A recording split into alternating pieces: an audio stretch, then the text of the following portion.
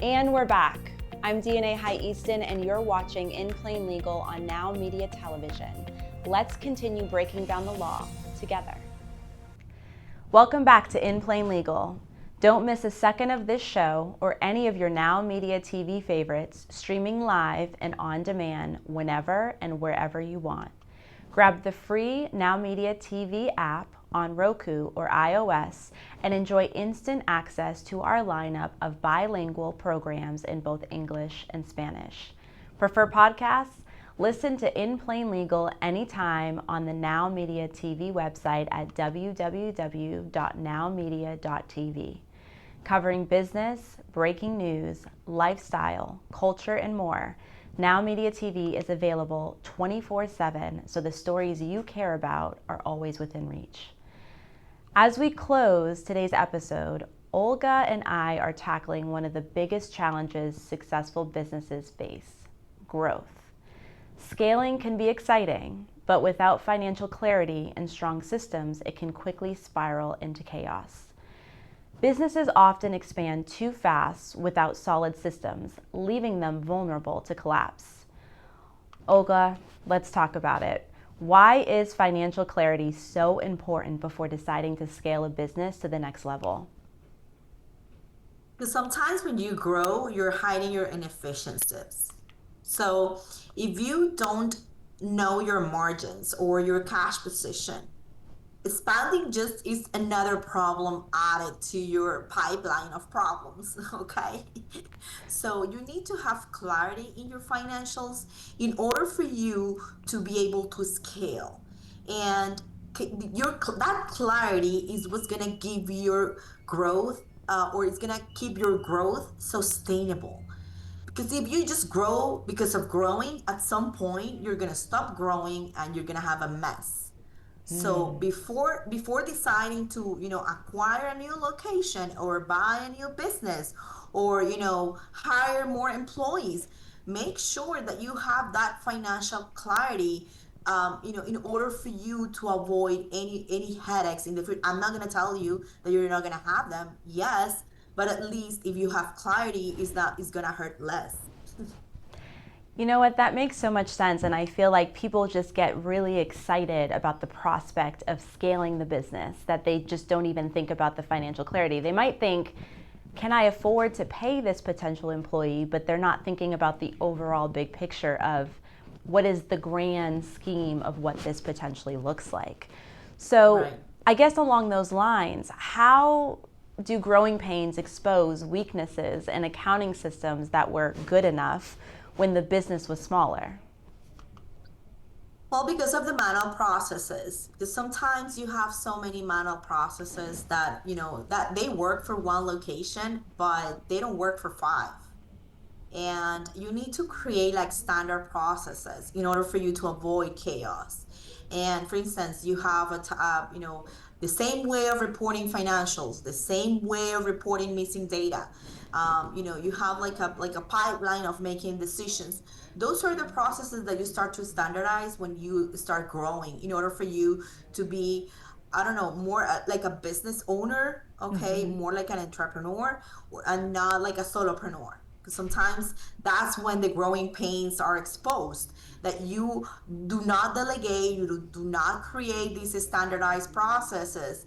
And at the end of the day, what you're going to do is you're going to be the bottleneck of your business. You're going to be, making bad decisions because you don't have enough time to review anything. So, the whatever process you created for your first location, if you're not going to be able to scale it correctly, then when you get to location 4 or 5, it's going to break. And the beautiful thing about that is that when you create those systems in place, it makes it easier to kind of grow to scale because it's a systematic system. Right. Yeah. Sounds weird, but that's what it is. It's true. So, what financial reports or metrics matter most when deciding if your business is truly ready to grow? Oh, this is going to be a great question for the viewers. Well, I'm going back to my cash flow. Cash flow. Gross, yeah, because sometimes people they overlook cash flow. They think only about the net income, and yeah, it is relevant, it's important, but what happens if you don't have enough cash in your bank account to do that, to grow? You need to have leverage in your bank account in order for you to go to the bank and try to get a loan. Also, I think the gross profit margin is one of the biggest, I would say, ratios to measure when you are in a business, when you sell products or even services.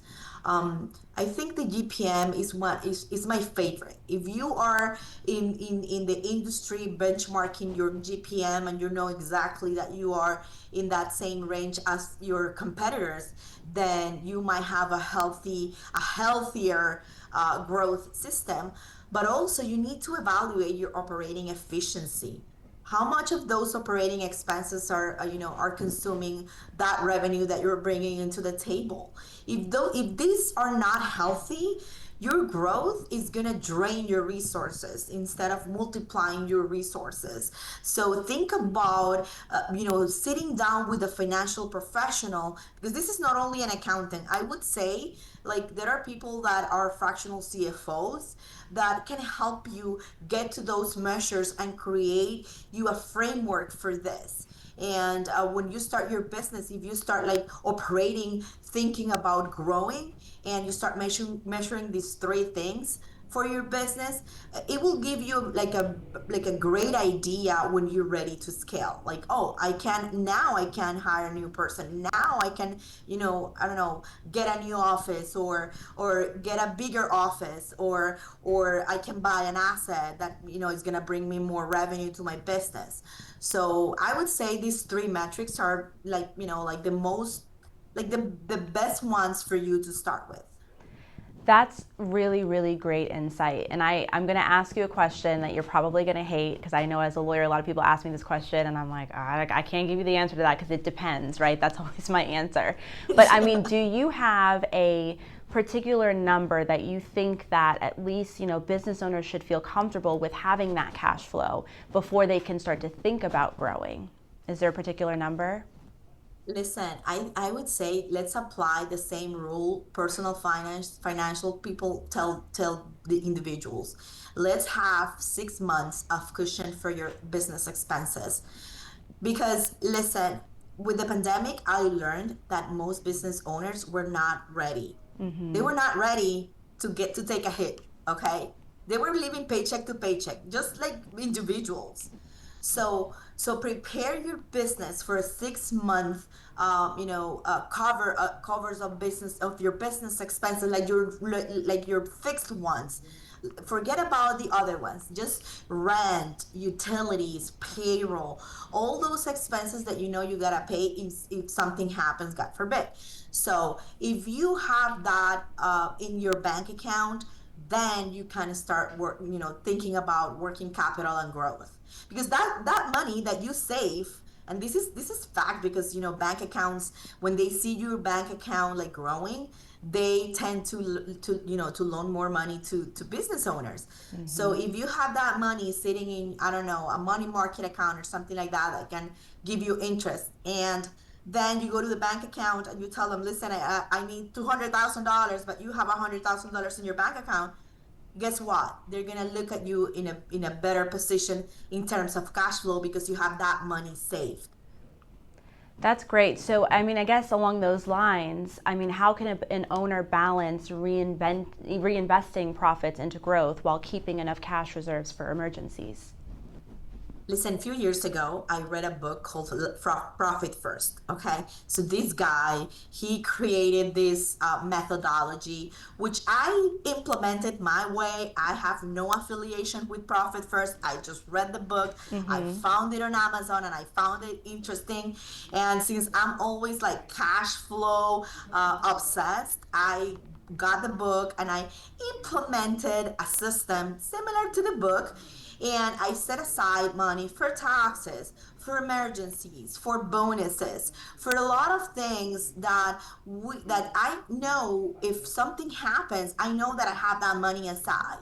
So I'm not telling you to read the book. If you want to, go ahead and do it. I actually But have the what I'm book. trying Okay, yeah, great. So if you do like a profit allocation system for your business, then that will be great for your cash flow.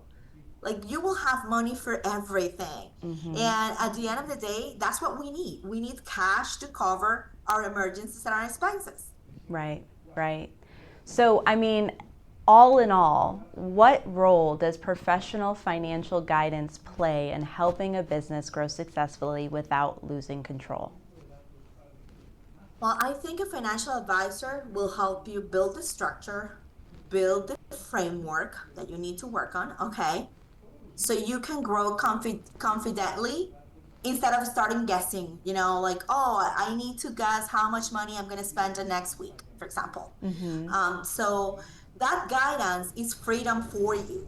Okay, make that investment. Sometimes you spend a lot of money. If you take from your bank account how much money you spend on meals and all those things that probably don't bring any value to your business, take that money and invest it into a financial advisor for your business, and take it to the tax planner for your business so they can help you create all this strategy for you, for your cash flow, for everything that you need to do in order to scale consistently and without being you a bottleneck in your business, that like you can delegate freely without the headache of being, oh, I need to solve this situation right away. Right. You know, that everything you shared, Olga, thank you so much for all of your expertise today. Where can our viewers find you and learn more about how NeatBooks helps businesses thrive? Uh, we have our website, www.neatbooksllc.com. It's super fun. Okay, we are fun accountants. And we also have an email address that you can contact us. It's customer success at neatbooksllc.com. And you can also find me on LinkedIn if you want to connect with me. Olga, it's been an absolute pleasure having you here on In Plain Legal today. Thank you for having me, and I hope to see you soon. You will be hearing from me. You've shown us how to make tax season less painful, how to avoid franchise pitfalls, and how to guard against fraud, and even how to scale a business with clarity instead of chaos. To our viewers, remember, financial clarity isn't just about numbers. It's about freedom and peace of mind. I'm your host, DNA High Easton. This is In Plain Legal on Now Media TV. Until next time, keep building wisely and legally.